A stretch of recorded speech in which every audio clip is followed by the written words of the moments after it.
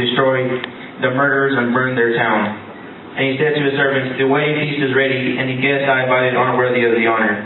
Now go out to the street corners and invite everyone you see. So the servants brought in everyone they could find, good and bad alike, and the banquet hall was filled with guests. Verse 11. But when the king came to meet the guests, he noticed a man who wasn't wearing the proper clothes for a wedding.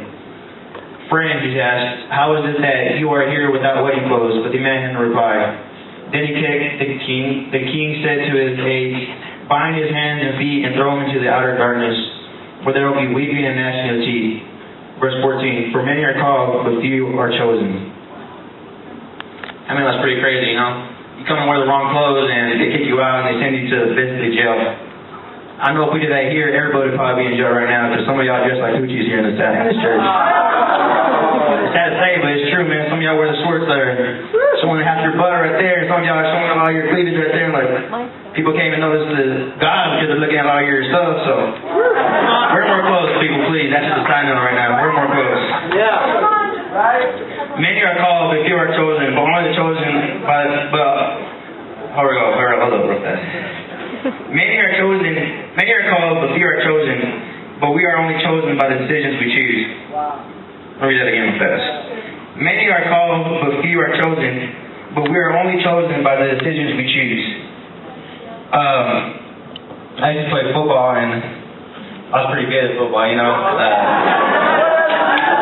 I went against Marco. I pancaked him a few times, but that's later to talk about. But how many of y'all play football here? Hey, raise your hands. How many of y'all know you want to be on the A team, right? You know, you want to be on the best team. You know, you want to be on the C team or the B team because you know it's right. So if you're on the C team or B team, don't be mad because I was never on the C team or the B team. But anyways, like in order to get on the A team, you got to show that you're good, right? You got to make a decision that you're going to work hard. You're going to choose to work hard. Well, that's exactly what I'm talking about right now. If you choose and make a decision to work hard, then you'll be chosen. But if you don't choose or make a decision, you won't be chosen. That's just basically what it's talking about. I'm going to talk about the first person I'm going to talk about is hold up, let me see. It's the people that were invited, that were good and bad. In verse 8 it says, and said to his servants, the wedding feast is ready. The guests I invited aren't worthy of the honor. So now go to the street corners and invite everyone you see. So the servants brought in everyone they could find, good and bad alike, and the banquet hall was filled with guests. God's calling us to be with Him, no matter how we are right now, good or bad. Come as you are, guys. Some of y'all might think that, just like I said earlier, some of y'all might think that you might have messed up or you might have being bad or whatever, but God look at that. He looks at your heart and you see that you want to change. If you want to change, He'll see that and He'll change you for real. It says, but we do have to change and go. Well, that's really fast. It doesn't make sense. How do we know what to do in order to change? Read the Word of God. You know, plain and simple. An example of this is Noah. How many know the story of Noah? I mean, that's a bad story, man. I mean, some of y'all may think it's just a guy who built a boat, but this is crazier than that. It's a guy that heard God's voice and listened to what He said and obeyed. You know, if I were to tell you to go build a big old house by 1,000 feet, by 1,000 feet, y'all wouldn't do that. Y'all would think, man, that's crazy, that's stupid. But this is what Noah did. God told him, and God gave him the specific things to do, and he did them.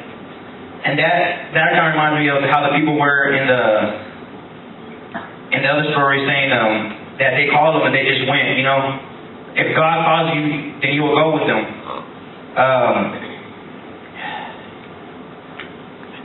Noah had to have known God's voice in order to do what he did.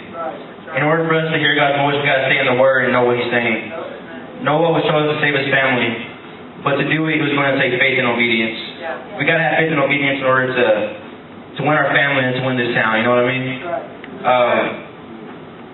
It don't matter who's watching you guys. I know a lot of us, we always care about who's watching us, who's looking at us, and who's making fun of us. But you know, what's better, to be made fun of here or to be in hell forever the rest of your life? You know, it kind of doesn't make sense, but some of us do it all the time. I'm like, everybody knows that, sorry.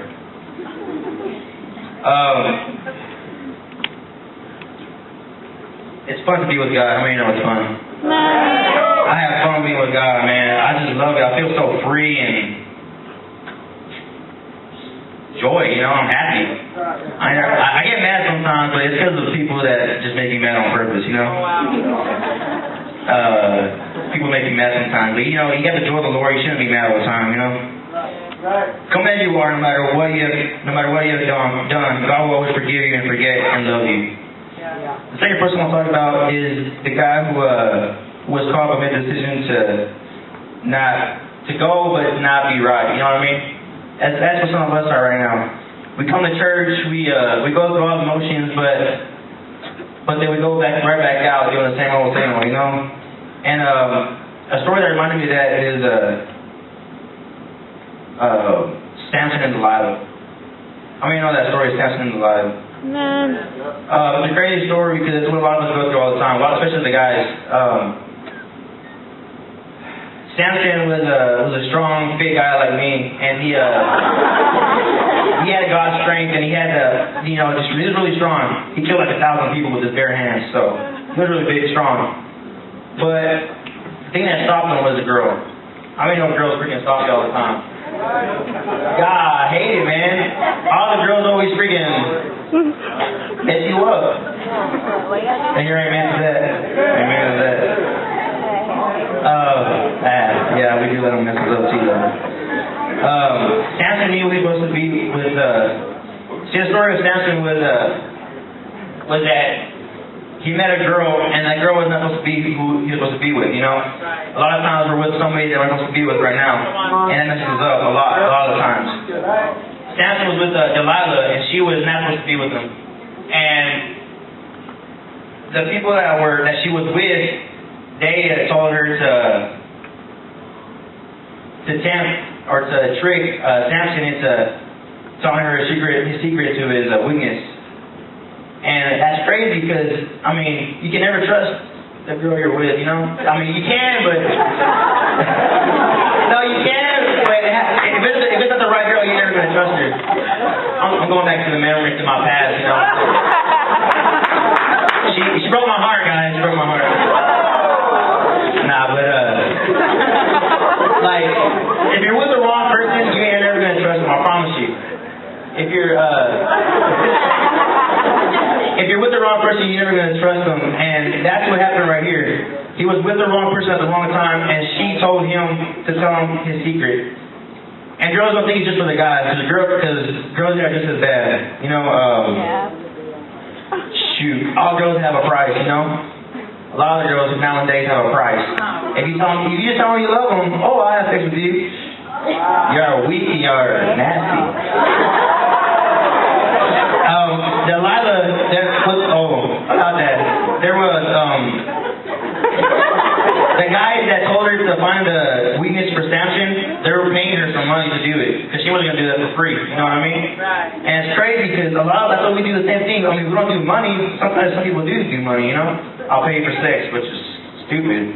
But, I mean, some of us get paid for others, like, if a guy buys you a heart, or a stuffed heart for Valentine's Day, you're like, oh, wow, he loves me, and then you go and give your virginity away, and then that next week you'll break up, and you're crying for like 3 whole months, trying to commit suicide because you broke up with the guy that you had sex with. I mean, that's stupid, guys. Keep it in your pants, man. Everybody, keep it in your pants.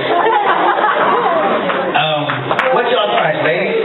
You shouldn't have a price. The price should be love God first, and He'll come to you later. I promise. I mean, I talk about that all the time. I promise you I do. I want a wife right now. I want to have kids.